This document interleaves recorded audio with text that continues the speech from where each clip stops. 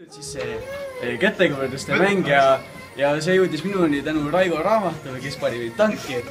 Ja propageerime ka siis seda tervislikku eluviisi mängu, pigem kui seda õllemängu, mis on tahtnud 5 inimest praegu. Aga mis oleks parem koht kui direktori kabinetis? Tervist!